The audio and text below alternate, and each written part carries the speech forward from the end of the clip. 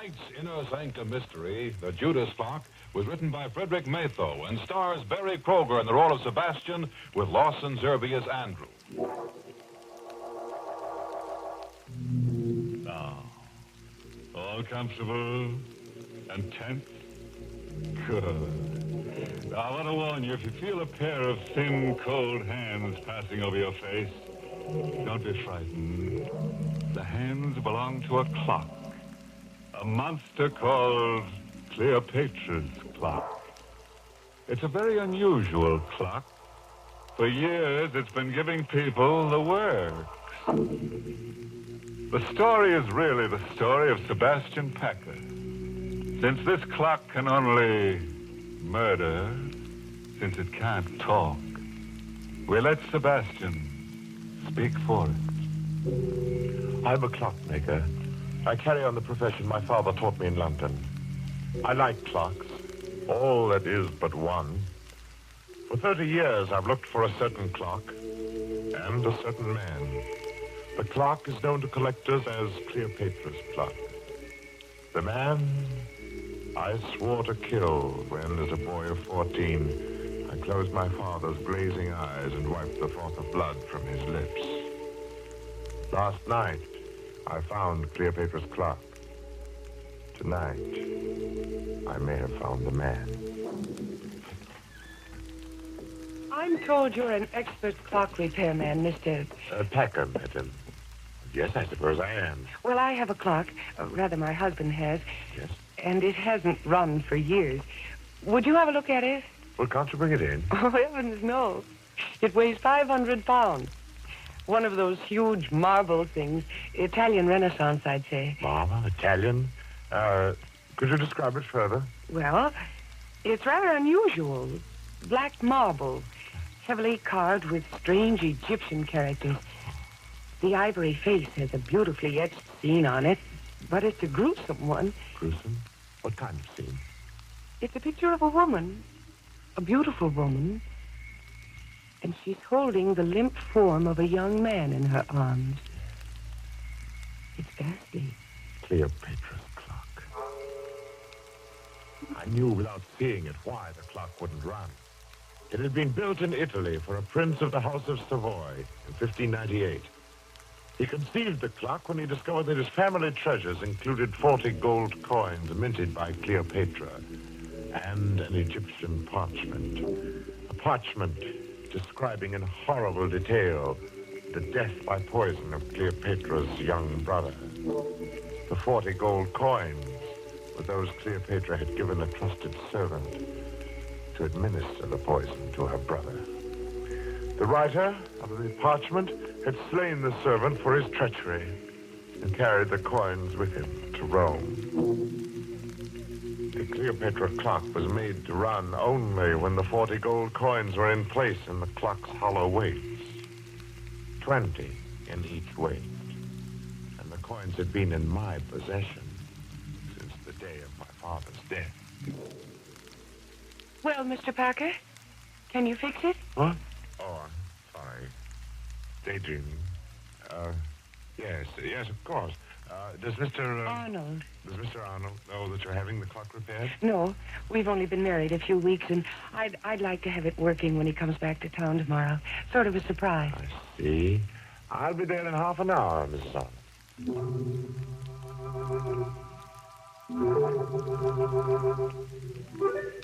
So last night I went to the Arnold house, and I found Cleopatra's clock again.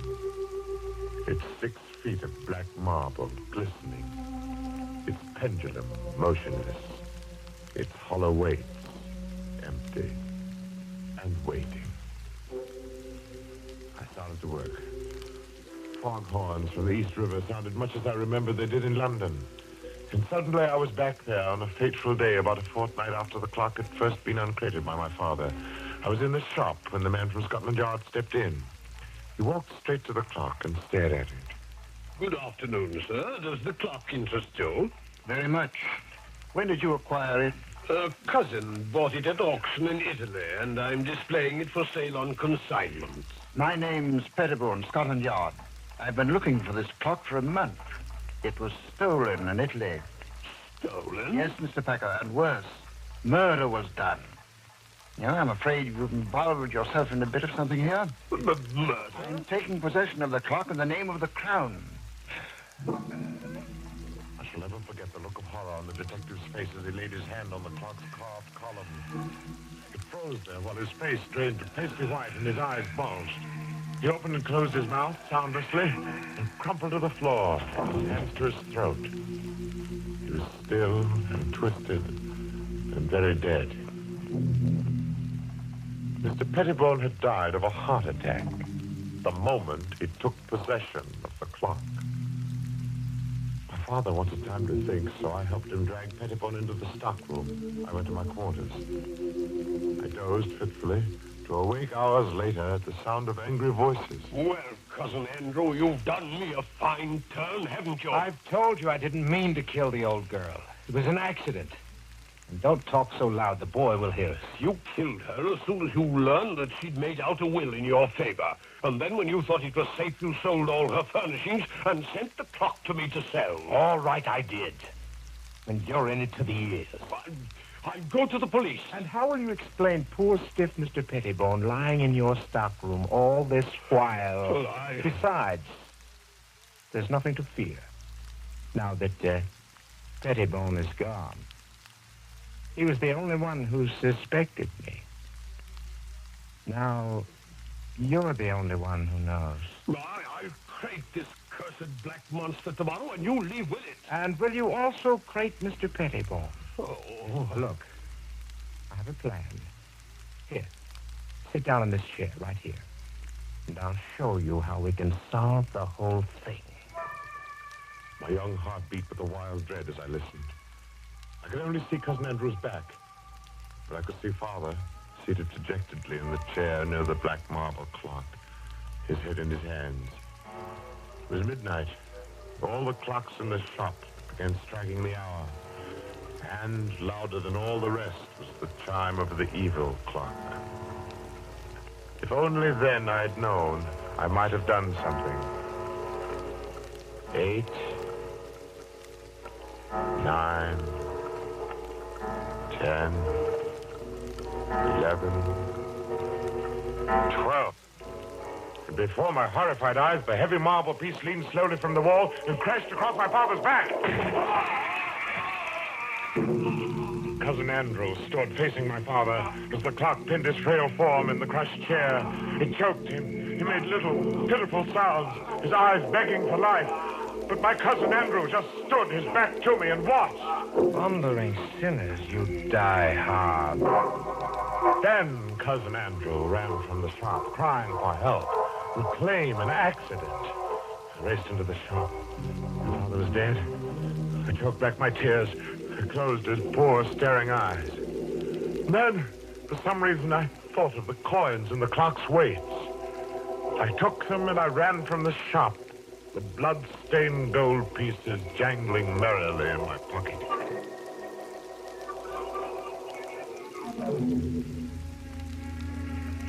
Armed with the notion that the coins were of value and the definite notion that I must eat, I approached one of the many dingy little curio shops in the Limehouse district. I stepped through the fog toward a shop where a dim light burned in the rear. Every inch of wall and ceiling was hung with curios, old armor, and swords, shields. I would have run out, but a wizened, apish man barked at me from the rear. Well, what do you want? I had something to sell. What have you got? I have 40 gold pieces, sir. They're supposed to have been the coins Cleopatra paid a servant to poison her brother. I twist the scar's neck off of you. You're pulling my leg, eh? Oh, no, sir, I'm not pulling your leg, sir. Here they are. Blimey. Gold, right enough. Where did you cop them? I didn't steal them. They belonged to my father. Oh, it's a likely tale. Will you buy them, sir? Buy him, he says. Buy him. Hey, you get out of here before I cause a bobby, you scamp. Go on, get out. Give me back my coins. Get out or I'll come back and fetch you a sound one. The ugly brute came toward me. He held my coins clutched in a tight, hairy fist. Before I could move, it struck me. The wall with a clatter. And then it happened. As I hit the wall, my eye caught a metallic gleam above me. I leaped back instinctively. As the hairy arm thrust at me again, a heavy metallic object dropped from the ceiling. It struck across the forearm of the clenched wrist. I stared first at the man's gaping mouth, then at the great bleeding gash in the arm he clutched with his other hand, at the blood that dripped on the object that had struck him. It was an ancient headsman's axe. The gaping mouth opened and closed, making no sound. And then, with a moan of horror, the pawnbroker crumpled to the floor. I clamped my mouth upon a cry of panic. I stooped to gather all the coins that had fallen from the man's hand. Blood made them slippery. Dusting them into my pocket, I stumbled, whimpering in fright, through the shop and into the night. And the fog of London never swallowed a more frightened and a more lonely boy.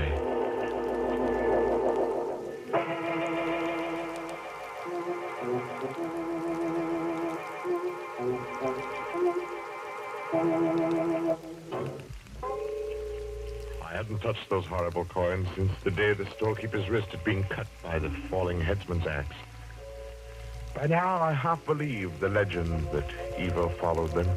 I began to feel that the only way I could escape their curse was to find the Cleopatra clock and put the coins back in the hollow weights where they belonged. One day, as I read the notices in the Times, my heart skipped a beat. Auction of clocks at Chopin Place auction rooms, Saturday at 7. Rare items, one of them fine Italian Renaissance piece of black marble. Rare treat for collectors. Come early. I went early. I was the auction room's first visitor. At the rear of the shop, a balding, dim-lit-eyed man looked up, appraised me as poor in prospect, and turned back to his paper. I felt the 40 gold coins in my pocket as I sauntered casually towards the black, gleaming clock. Other clocks about were ticking. Only the pendulum of the Egyptian clock remained motionless. As I cautiously opened the glass door of the clock to reach for the hollow weights, I seemed to hear my father's words again. It's an evil clock, son. Evil as Satan himself. I reached for one of the weights, my intention being to unscrew the cap of the weight quickly and to replace the coin. But I saw something I'd never noticed before. Directly beneath the right-hand weight was a small, round, flat bit of metal set into the floor of the pendulum box. It startled me. I looked over my shoulder towards the man in the rear. He was watching me. I had the unhooked weight in my hand within the clock. I'd have to work fast now to replace the coins. My fingers were sweaty with excitement. The weight slipped. It fell directly on the metal piece beneath it. What are you doing there? I paid no attention to the man now coming toward me, because something was happening within the clock. A whirring sound of wheels turning perhaps. And then in open-mouthed wonder, I watched the supporting panel in the front of the clock suddenly start to rise on hinges. The clock was off balance. The clock moved forward ponderously, and I stood there transfixed in the path of a black marble monster. Falling! Don't you idiot! I jumped to one side. Waited for no more. I ran for the street. Coins jangled merrily in my pocket as before. I was where I had started, only as I ran, I knew. My father had been murdered, and I knew how. And I knew who had done it.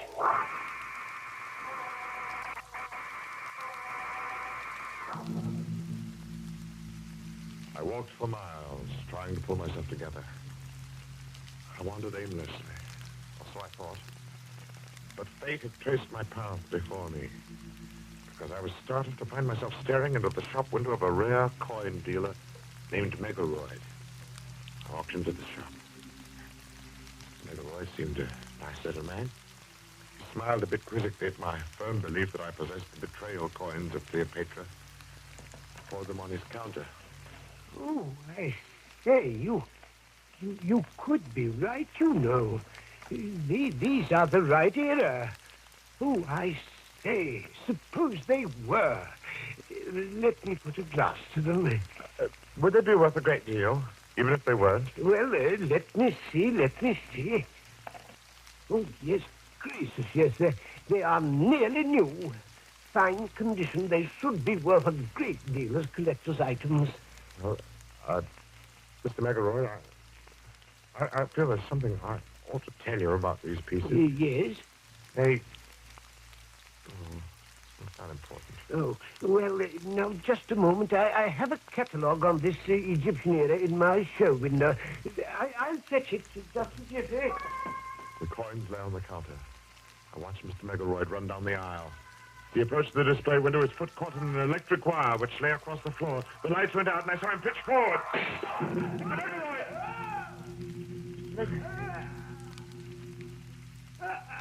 The street light peered through the broken plate glass. It made across a grotesquely sprawled form in the shop window. I needed no more light than there was to see what had happened. The upper half of the heavy plate glass had broken and dropped flat against the solid lower half. Mr. McElroy lay as the pawn shopkeeper.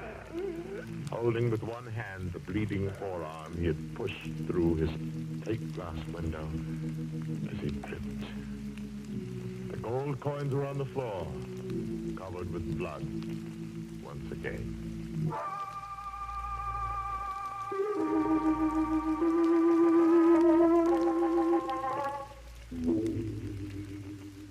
And tonight, I will find out if Mr. Arnold is Cousin Andrew. If he is, I shall feel no remorse in killing him. While working to repair the clock last night, I discovered that my father's accidental death had been a well-conceived, diabolical murder. If the right-hand weight was heavier than normal, thus reached the floor of the clock on the 12th stroke of midnight, it tripped a trigger, which collapsed the base of the clock and caused it to fall forward. My father had died on the 12th stroke of midnight. Have you finished, Mr. Parker? No, Mr. Arnold. I'll have to come back tomorrow night. What time do you expect Mr. Arnold tomorrow? Oh, about 11, I'd say. Will you be finished by then? Well, I think so. I'll have to take these weights to the shop with me, though. Something has to be added.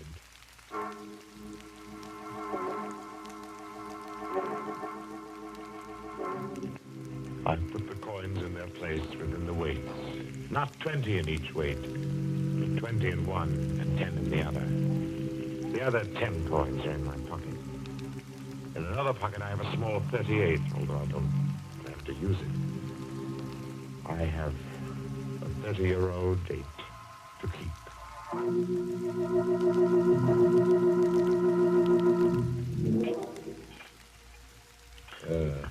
Think you'll have it fixed in time to strike midnight? Oh, yes, Mr. Arnold. It will strike at midnight. Here we are. Weights are in place now. And it is exactly 5 minutes before midnight. Set the hands and then just a little show on the pendulum. So. Cleopatra's clock ticks again. It wakes from a 30-year sleep, eh? Cousin Sebastian? Cousin? That's what I wanted to tell you. My wife told me your father owned this clock in London. Oh, yes. Then I was your father's cousin. So you are Sebastian Packer, the little boy who ran away that night. You are Cousin Andrew. Yes. Well, seriously, I don't know how much you know of that horrible night when your father was killed. I know the clock fell on Father. I heard the sound from my room. I was frightened. I came down the stairs later, in time to see them carry Father away. He was all covered up. Well, that was why I didn't find you in your room afterward. It happened so fast. Yes. We were sitting, talking. The clocks in the store were striking 12. Suddenly, the base of Cleopatra's clock seemed to cave in, and... I know.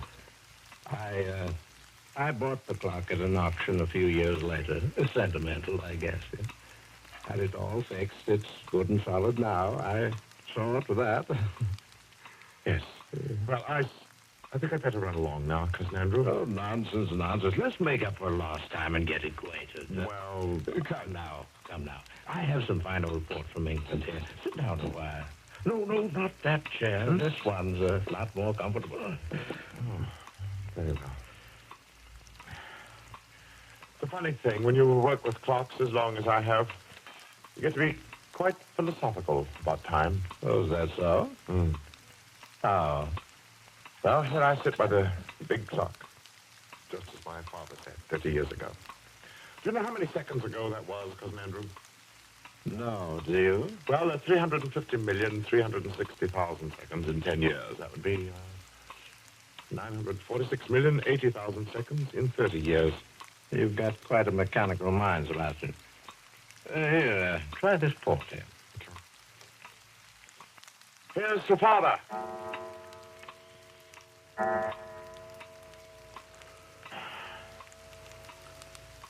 What's the matter, Cousin Andrew? Are you ill? No. Your face is drawn and gray. Shut up.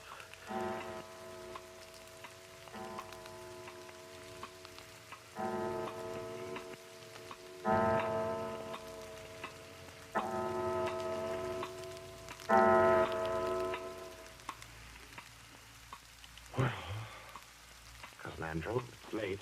It's after midnight. Gotta go. I say, you do look awfully ill. No, don't get it. Blame sinners. Where are you going? Don't go. I must go, Cousin Andrew. I told the patrolman near my shop that I would like him to meet me at 20 after midnight. The patrolman? Yes. But here, sit down and relax. Take my chair. It's well comfortable. You're shaking like a leaf. And you just sit quietly. I'll see myself out. Blame sinners. Good night, Cousin Andrew.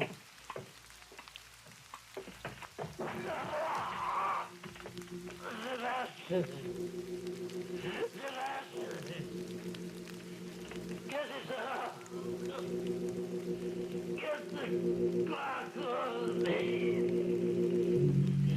die hard, too, don't you? It was just a matter of timing. I set the hand a minute fast, and the weight didn't touch your clever little spring device till just now because it's lighter by 10 pieces of blood-stained gold from the coffers of another murderer, Cleopatra.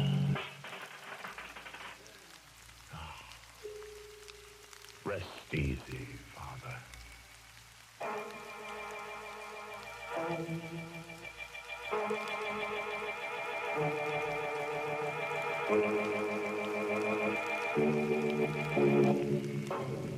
And a fine chime was had by all. Gonna leave you now, folks, with a timely moral. You can figure out how long you've lived, sure. That's your pastime. But figuring out how long you're going to live, that's just any old time. Oh, yes, by the way, this story should teach you another lesson. Never complain when you have to work late. Remember that overtime is certainly better than undertime.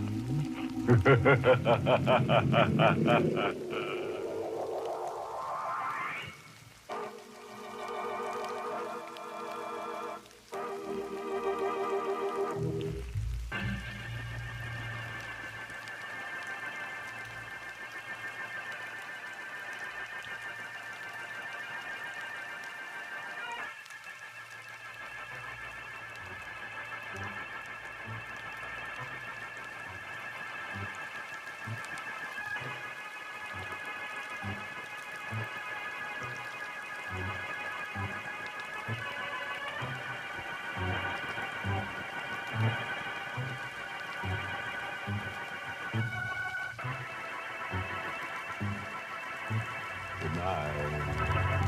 Pleasant dreams.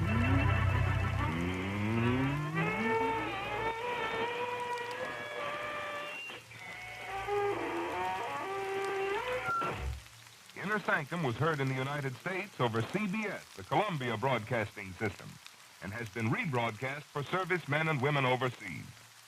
This is the United States Armed Forces Radio Service, the voice of information and education.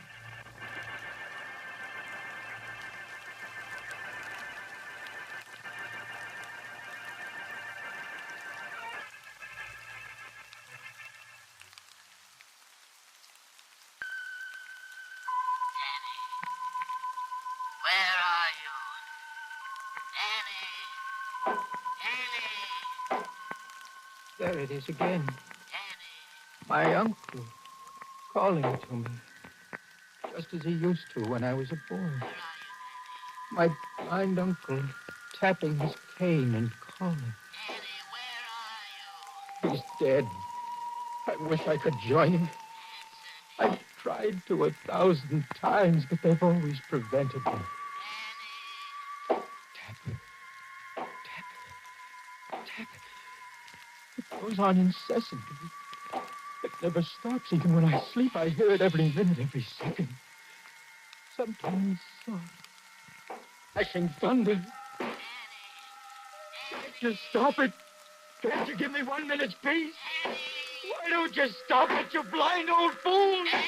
Leave me alone! Haven't you done enough? Leave me alone!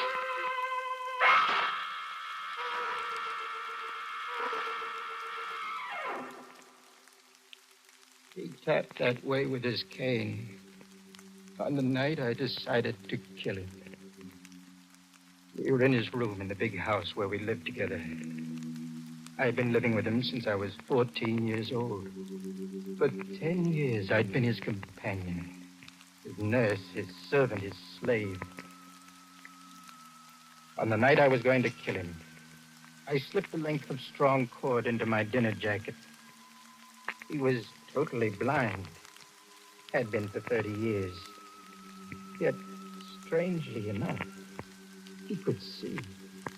He could see with his uncanny, highly developed sense of hearing. And with that cane of his, that cane that was everlastingly tapping. The wind's blowing up tonight. It'll be getting cold soon. Yes, Dan, all the servants gone. this is their night off. You going out again tonight? Yes? With Martha? Yes, with Martha. Hmm. Will you pour me some brandy? Yes, Morgan.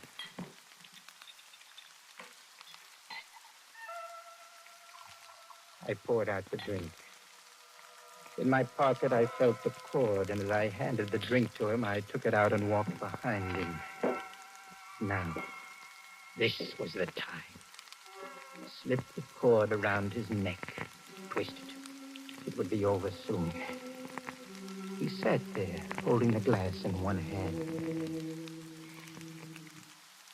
Very good brandy, this. I raised the cord over his head. All I had to do was drop it over his neck. Why are you standing behind me? What? Well, how did you know? I heard you walk there. Why, Danny? I just wanted to look out of the window. One quick move, it would be over. But I didn't want to kill him, so I suddenly mixed. I'd make a clean breast of it and give him a chance. Well, Dan, how long are you going to stand there? Morgan, there's something I want to speak to you about. Well, what is it, my boy? I want to marry Martha. I thought that was on your mind. But I need $10,000, Morgan. Will you give it to me? What are you laughing at? You. I was just waiting to see how much you'd ask for. You lied your way in pretty deeply this time, didn't you, Danny? What are you talking about?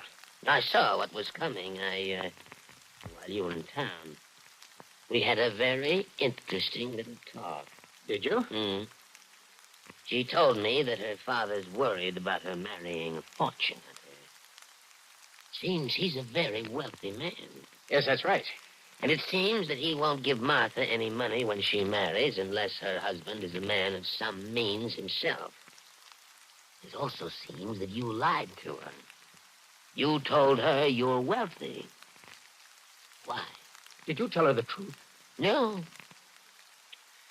You always were an incorrigible liar. Morgan, she got the impression that I had some money because I lived in this house. And now you have to live up to that impression so you can marry her. But you'll give me the money, won't you?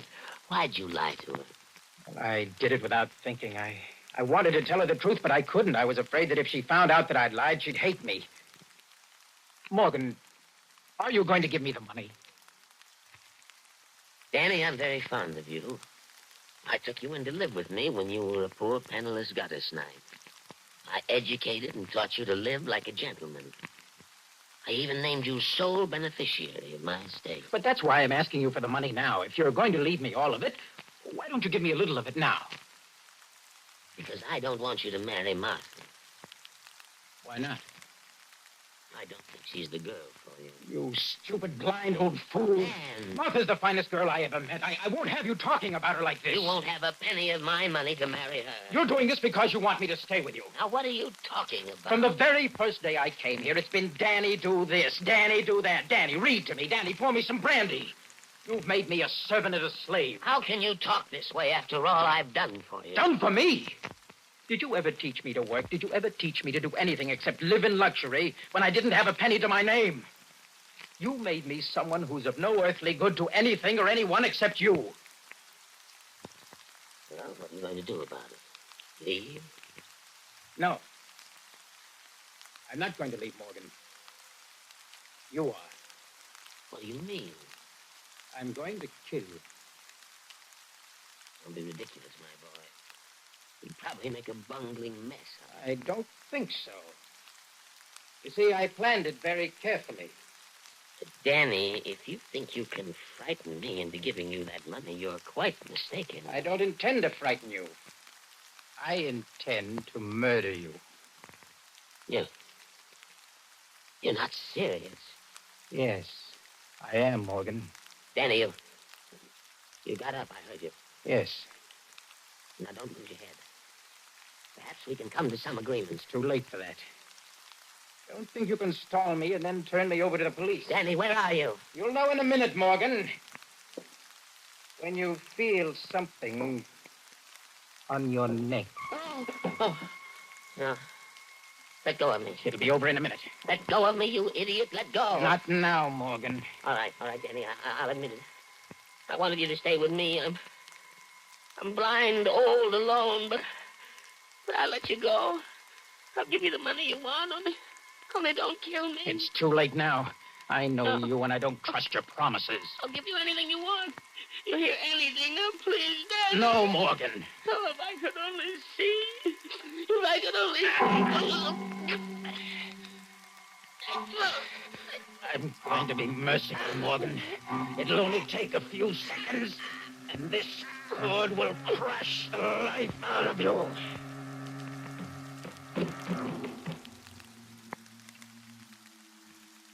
Morgan? Morgan? He's dead. I heard the front door open and close. I had told Martha to come at 9 o'clock. I ran out of the room and looked down the long stairway. Hello, darling. Martha! Shall I come up? No, wait there. I'll come right down. All right.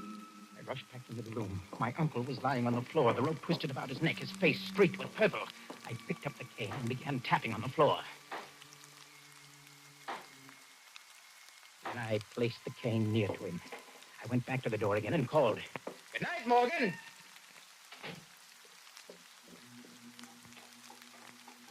Your uncle. Oh, he's fine. I heard him tapping around up there. Yes, he likes to make a lot of noise with that cane of his. I think he gets a kick out of it. Do you think it's safe to leave him alone here? Safe? Well, of course. Look, shall we go dancing somewhere? Mm-hmm. That's a swell idea.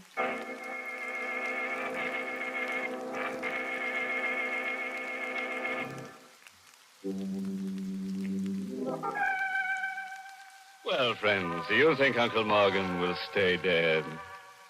Oh, you do? Well, that shows how much you know. On this program, the dead never stay that way.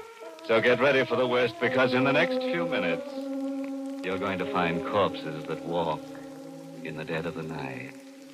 Oh, yeah. They do, all right. They do. Don't you worry. All right.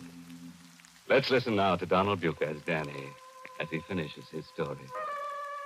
It was easy to lie to the police. When Martha told them that she heard my uncle tapping in his room, I was cleared of all suspicion. I suggested that the murder was committed by some thief who broke into the house to rob it after we had left. The police agreed.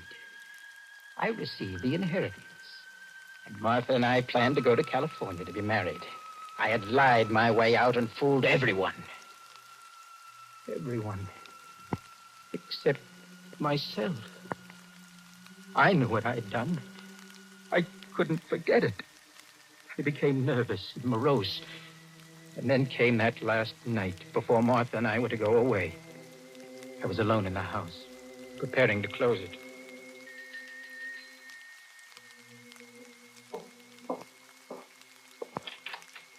Hello, Dan. Oh, Martha.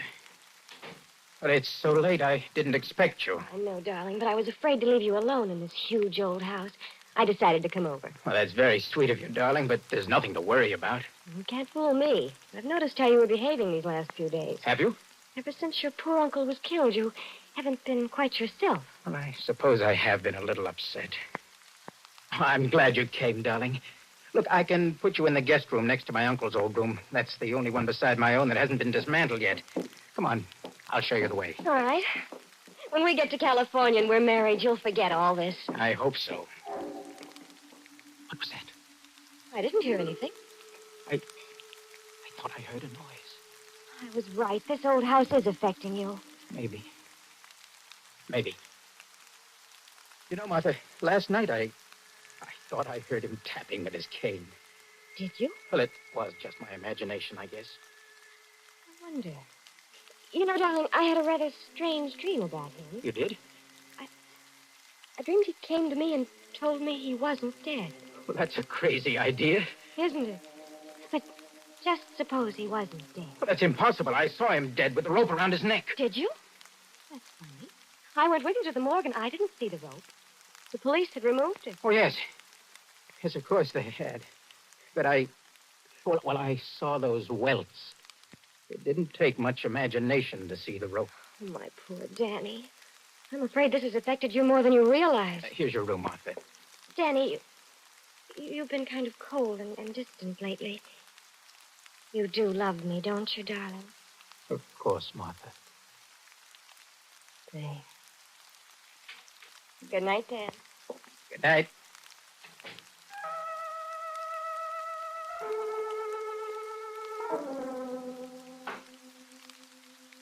I was awakened that night from a tortured sleep by a familiar sound. The sound of my uncle's cane, tapping on the floor above me. At first I thought I was dreaming, but then I heard it again. It seemed to be coming closer, to be taking a familiar course. Yes, I had heard it 1,000 times when he was alive.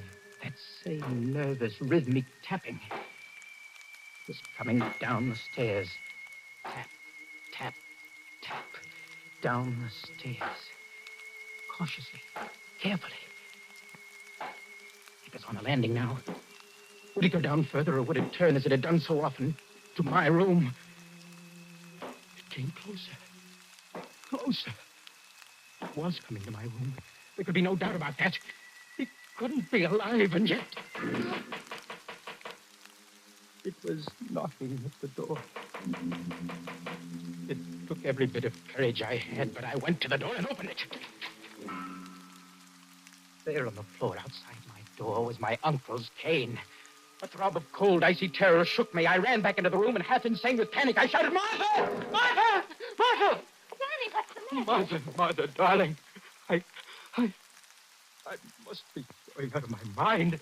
I saw... What did you see? That cane that you have in your hand. Put it down. I found it outside your door. I thought you'd misplaced it. No, that's my uncle's cane. That's the one he always used. But, Danny, there's no need to be so frightened of it.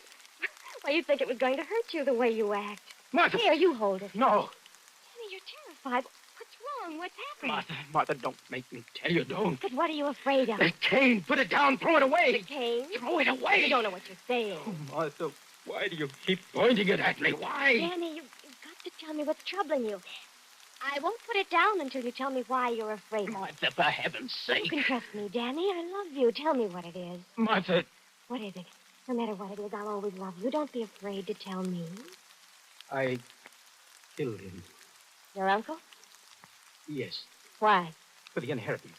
I didn't want you to know that I didn't have a cent. I asked him for the money, begged him for it. He sat there in his chair telling me I couldn't have a cent.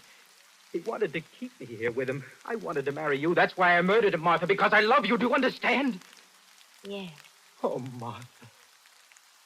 Martha, I knew you would. You'll stand by me, won't you? Why are you smiling that way? How much money did you inherit? $200,000 in this house. You'll transfer that money to me in the morning. When the house is sold, you'll turn over that money to me, too. If you don't, I'll tell the police what you just told me. Martha, I don't understand. I thought I was pretty clear. Oh, I see now. You think I'm too upset to manage the estate, and you want to take care of it for me until we're married. There isn't going to be any marriage. No marriage? No. Now that I can get the money without marrying you, there's no reason for me to tie myself down. Why should you want the money? Your father... He's been dead for 17 years. Martha, you told... You were lying to me. Yes, Dave. You were lying to me, so it comes out even. And stop cowering at this cane. There's nothing queer about it. I made that tapping noise tonight. I thought it would make you confess, and it did. Oh, this is a joke. It's a monstrous joke. I wouldn't think it was so funny if I were in your position. You know, the money isn't quite all. I can use you, Danny. I might need certain things done sometime. And if you'll remember that I can send you to the electric chair whenever I choose to, you'll do them. I see. The slave merely changes masters. Where are you going? Back to my room. Oh, no, you're not. Ben, let go of me. I want to show you something, Martha. Something about this cane. You said there was nothing queer about it. Well, there is. Let me show you. You didn't know, did you, that if you press a button in the handle, the outer covering slips off, and you have a sword in your hand? A sword? Yes. Look. Yes. See? It's a sharp sword, forged in Italy during the Renaissance to be used by men with less conscience than I about murder. Dan, what are you going to do? I think you know. No, Dan, you can't. Did you think I would give you that money after I murdered a man to get it? I'll let you keep the money. You think I believe you? I know liars. I won't tell the police. I swear I won't. I'll do anything you say. I'll marry Do you. you think I'd marry you after I found out that your love was a lie? Do you think I'd let you live when I know you have a secret that can enslave me? No, Dan. Take that sword away. Don't do it. I love you. Liar. Dan, don't.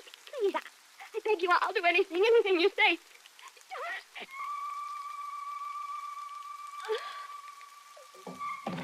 Mother.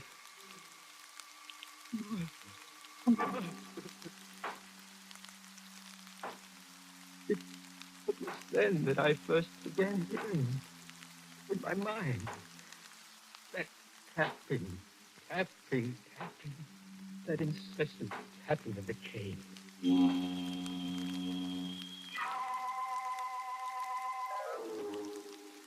When the police came, I told them everything. They asked only one question. When did you hear this tapping in your mind? After I killed him. Well, you'll be all right after a good doctor treats you. Perhaps. Meanwhile, we'll do everything we can to find the person who killed your uncle and your sweetheart. I think it's the same man.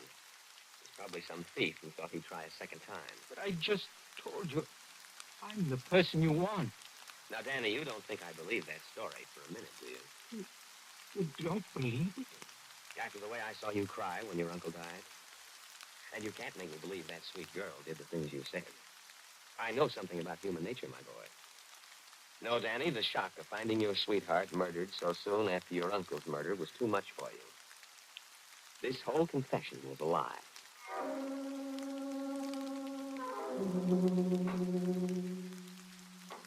For 20 years now, I've been in this cell at the state asylum waiting to die.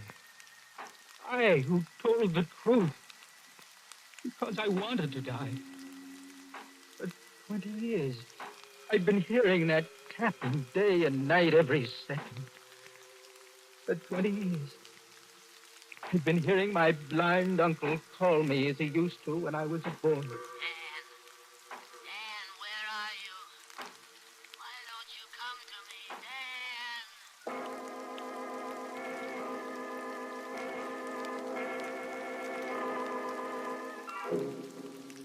All right, friends, you can relax now.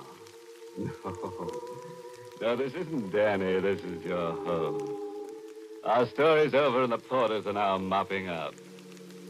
Well, I guess tonight's little story should teach you never to tell a lie. Lying leads to cheating, and cheating leads to murder.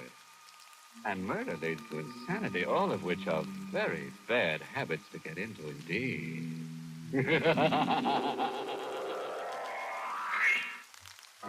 Well, friends, it's time once again to close that creaking door. Until next week at the same time, when we'll be back with a little hunk of horror. You'll be sure to listen, won't you? Until next week, then. Good night.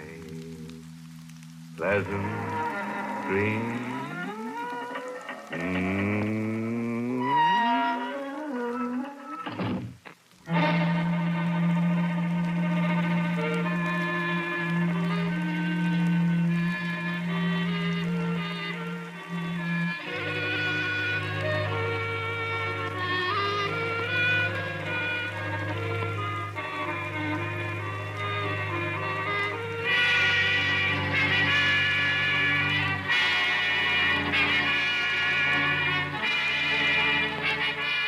Inner Sanctum has come to you through the worldwide facilities of the United States Armed Forces Radio and Television Service.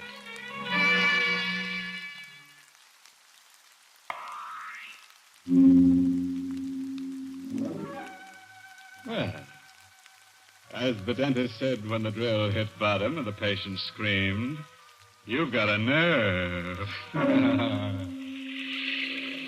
It begins at night, outside a railroad station.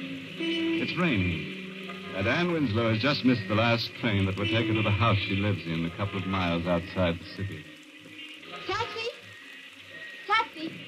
Taxi! Kind of hard getting a taxi in the rain, miss. I know, but I've got to get one. I've missed my train. Taxi! All taken. Want me to check your bag? No, Porter, I've got to get home. Hey, there's one with his flag up. Stop at the light. If you run, maybe... Oh, yes, thank you. Oh, light, please, don't change. Don't change. Oh. Hey, lady. Made it. I guess you didn't see me waving to you from the I sidewalk. ain't taking passage. Well, you've got to. The lights changed. Yes, but listen, shut up, you mother. You see, I missed my train and I live some way out. Not really very far, though, on the Reservoir Road. The Reservoir Road? I know, it's outside the city, but I'm willing to pay a little extra, and the flag on your meter was up, so I... Okay. Oh, thank you very much. Well, I guess I can relax now. What's the matter? There's someone else in the cab. He's a friend of mine. Don't bother him, and he But won't bother you. If you already had a passenger, why didn't you turn your meter down? Because he ain't paying for the ride. I was frightened. The man on the back seat of the cab with me didn't say anything or do anything, but I was frightened. His overcoat collar was turned up around his neck, and his hat was pulled forward over his eyes. And I was frightened. Driver, Yeah, I think you passed the Reservoir Road. I did. It was the road that turned off to the right, just a little way back. I didn't notice it until after you'd passed it. Okay, sit tight. Hey, what's eating you back there? I have to turn around, don't I? The man, when you stopped short, he slid over. He's leaning on me now. So what? He won't bite you. He's just tired. But I don't know him. Believe me, lady, if you did, you wouldn't be any happier. He leaned against my shoulder without speaking, without moving. His hat was still over his eyes, and the upturned collar of his coat still around his neck. My shoulder began to hurt, and the weight grew heavier. And somehow, from the silent body beside me, there came a feeling of cold. Of deadly, paralyzing cold. I straightened up and pushed him away. He fell the way a dead body falls. On his back across the seat, and his hat fell off. And the collar of his coat parted. And I saw that his throat had been cut. Hey! Yes? What are you yelling about now? Nothing. I fell asleep and had a nightmare. Well, stay awake. I don't like that kind of music. All right. I'll stay awake. This it? Yes, this is where I live. Kind of isolated, ain't it? How much is it?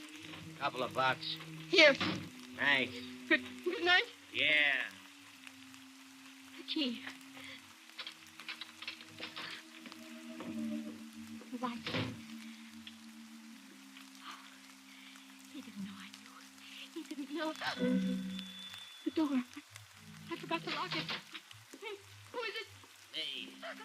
A little pal here. He wants to sit down.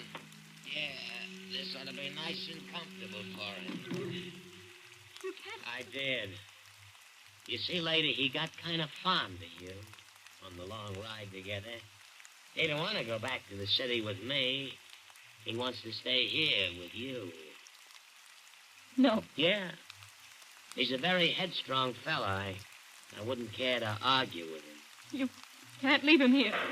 Hey, I better hurry. Looks like the rain's coming back. Take him with you. You don't want to go. Besides, you wouldn't send him into the storm, would you? In his condition? Good night, lady. No, come back. Come back. No. He's gone. And I'm alone except for... No, the phone. The phone. Of course. I'll phone the police and they'll take him away. Hello? Hello? Hello? It's dead. The phone is dead. I'm alone. In the room I'm coming to, there's a man whose throat has been cut. And he and I are alone in this house. I won't look at him. If I turn my head, I can see him. But I won't. What? He's moving. He's moving out of the chair. And Grace!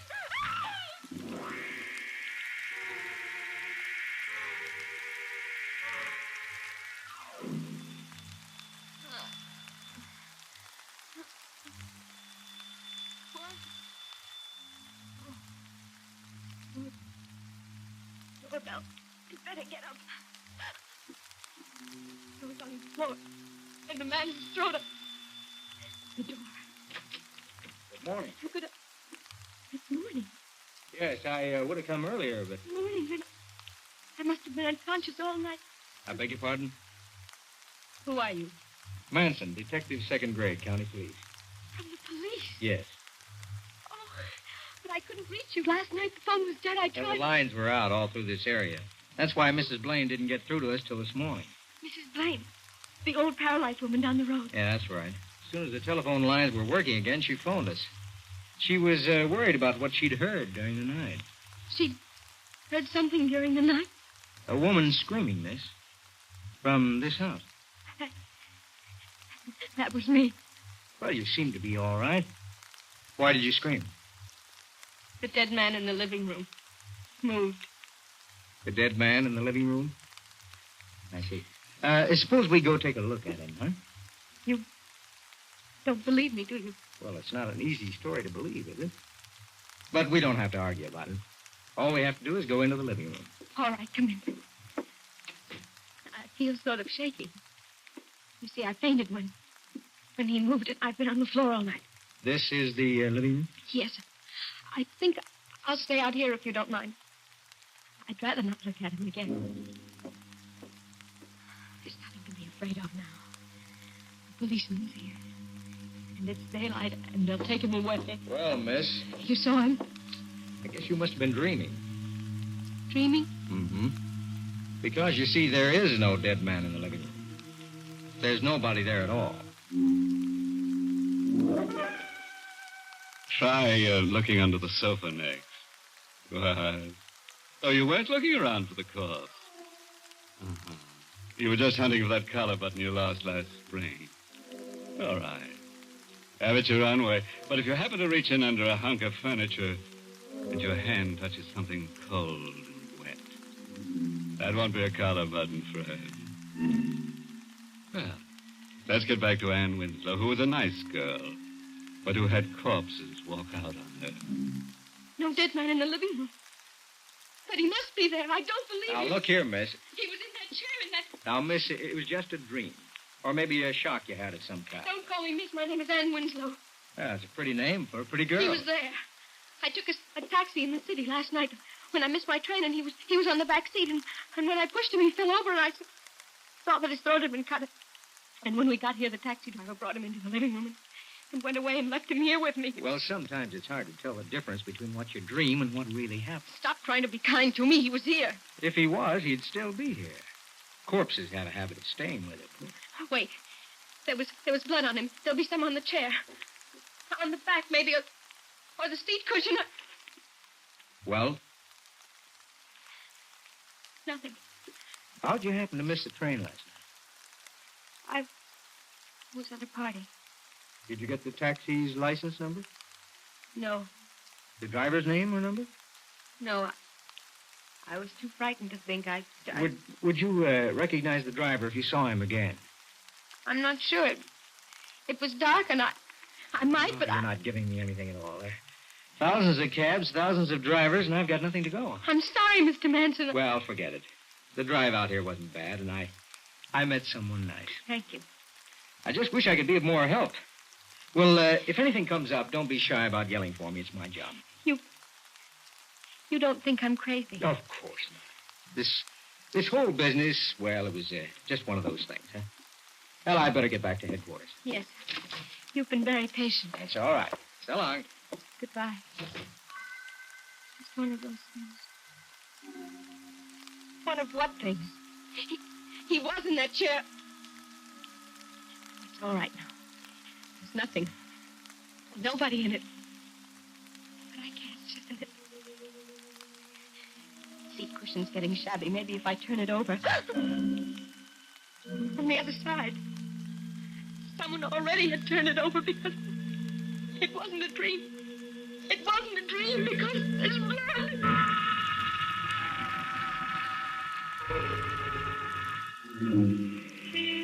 Can I help you, miss? I noticed you've been standing out here in front of the terminal for quite a while. Well, oh, no, thanks, Porter. There's nothing you can do. Well, you're the young lady who missed her train last night, aren't you? Yes, that.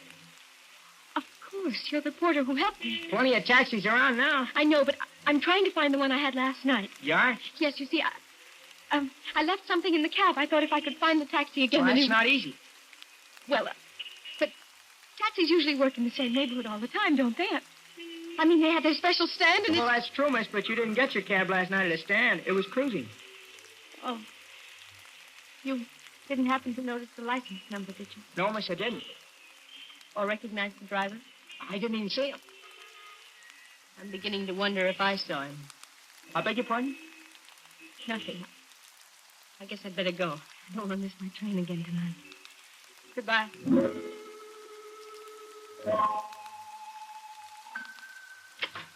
Tonight I locked the door. Funny. Left the lights on. Hello. The cab driver, what are you doing? Heard you were looking for me, miss. You're the same... Yeah, I'm the cab driver who drove you out here last night. And a friend of mine. Hey, I notice he ain't around. No. Where is he? I don't know. I was awful fond of him. I wouldn't like to think of him wandering around cold, maybe, and, why were you looking for me? The police didn't believe it. Policeman, huh? Didn't believe what? That there had ever been a corpse. Too bad. So, no harm's been done, and you haven't anything to worry about because the policeman probably thinks I'm crazy. Maybe he'll change his mind. Maybe one of these days you'll spot me and call a cop. Maybe the cop will start asking questions, and I ain't good at answering questions. They won't. Once you put the finger on me, they will. I won't do that. I'll forget the whole thing, honestly, I will. Maybe. But will the cop you called? He thinks I'm crazy. You're a good-looking girl, miss. Which means the cop's gonna be back, and if he comes back, he's gonna find out you're not crazy. Because you're not crazy. Stay away from me. There was a corpse, and he had his throat cut, and he was in this room, and you saw him. And if the cop starts believing you, you'll look for that corpse, and he'll find it sooner or later, and then he'll ask me questions. So it'd be a lot better if you went away. I'll go. I'll do anything you say. Don't touch me. You'll go. Further than you think.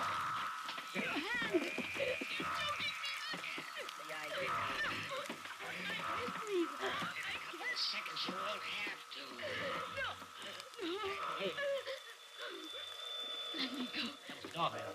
Maybe you better go bye-bye for a while till I can get rid of the guy at the door. Keep you for a while. Okay. Yeah. Oh, you. Hey, for a minute I thought maybe it was a cop. Hey, what's the matter? I don't like the way you're looking at me.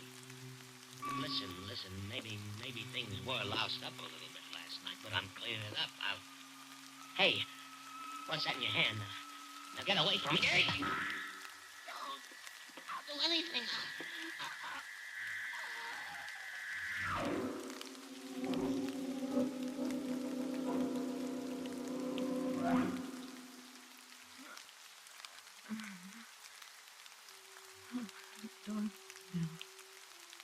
The doorbell. Yes, the door. No one. I thought... Who was it last night? I thought the driver, he came back for me. I've got to get away. Get away. Someone lying at the doorstep. The driver. And he's flying. Run. Get away, run. Run. Run. Someone at the road. Run the other way. Other way. No. No, stop. I'll never stop. Too smart to stop. He's getting close. Closer. I can't let it go. I'm tired. I'm so tired. And my head hurts. Miss Winslow, stop. I'm tired. And my head hurts. My head. Miss Winslow. No. No. Miss Winslow, what's the matter? Mr. Manson. Yes. I thought you were... Who? I don't know. Let me help you out. I was so tired. You better get back to your house. No. It's cold. You have no coat. Come on. All right. But he's there. He? The driver. I see. I'll take care of him. He doesn't need care. He's dead. Did you? Somebody hit the road and got it. Don't talk anymore. He started to strangle me. Here's the house. How did you get here? My car. It's out in the road. I meant in time to... I was worried about you. Now watch the steps. I can't go through that door. Flying across it. You've been very brave. Just step past him. There. Now, we'll shut the door. Now, sit down. The chair. Not the chair. It's the one... All right. The couch. You Now to get the body away from your door. notify headquarters. Yes, of course. Where's your phone? In the hallway, right outside the living room door. Good. The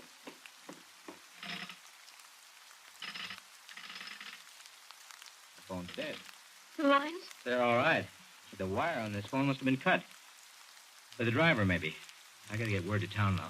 Yes. Can you drive? No. That's too bad. Otherwise, you could hop into my car and... Look, I'll be gone only a little while. No, don't. Our man was murdered. And his murderer must be found. We can't waste time. You're right, but please... When I leave, you lock the door of this room behind me, see? Nobody can get at those windows, so with the door locked, you'll be perfectly safe. All right? All right. Now lock it. And don't open it for anyone but me. Yes. Then I'll be seeing you. Lock the door. And don't open it for anyone but Mr. Manson. All right. And I'll be perfectly safe. Perfectly safe.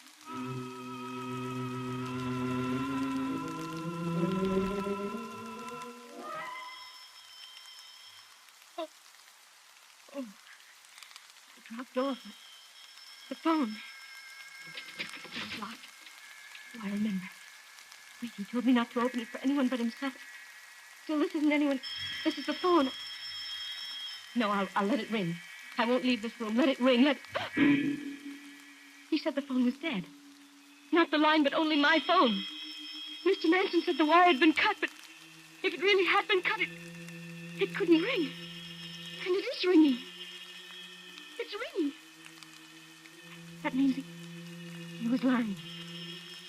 And if he was lying, he wanted me locked in this room so I wouldn't tell anyone. Stop. Hello? Hello? It stopped, but I can call the police. I'll call. Calling somebody? Put the receiver back. I said put it back. But that's gone. Well, that's better. Living room, please. How come you tried the phone? It rang. Too bad I didn't rip the wire out as I should have. Careless of me, but too bad for you. What do you mean? I haven't much choice, have I? The driver's buried alongside of the corpse you met last night. Back in the woods. That's where I went. You're not a policeman. I'm a murderer. The corpse you saw last night was an old friend of mine who had ideas about sharing my profits in a little racket I run. I'd cut his throat and fix things with that cab driver to take the body out into the country and bury him. You hopped his cab, and the goon didn't have brains to get rid of you before you spotted the corpse. He got panicky and left it with you and told me about it. I rushed out here to sell you a bill of goods. You bought all right, except the cab driver got scared when he spotted you watching for him at the railroad terminal. Decided to shut you up. I trailed him, and realizing how easily he lost his head, I took care of him. And now I'll have to take care of you. You can't go around killing. I've done all right so far. What's that? The door. You did call somebody before I got back. No. The door. I forgot to lock the door. I gotta get out. It's a state trooper. He won't get... Oh. Oh. Anybody else? Hey, you. Is he dead? Yeah. At the doornail. He was a murderer. He was. That's why he started shooting without waiting to find out. All I wanted was to tell him to move that car of his. It was blocking the road.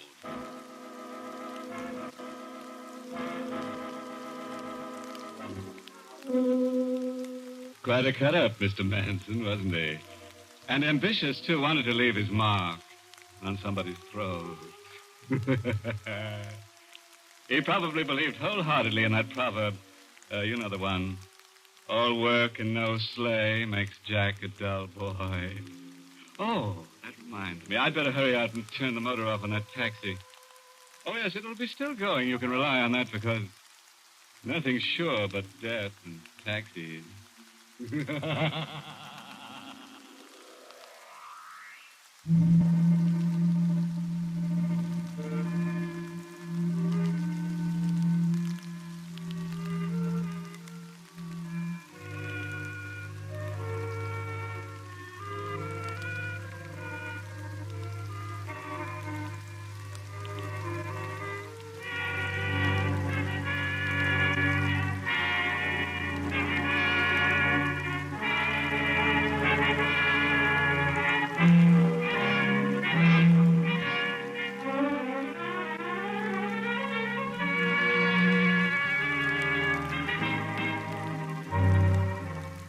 Inner Sanctum has come to you through the worldwide facilities of the United States Armed Forces Radio and Television Service.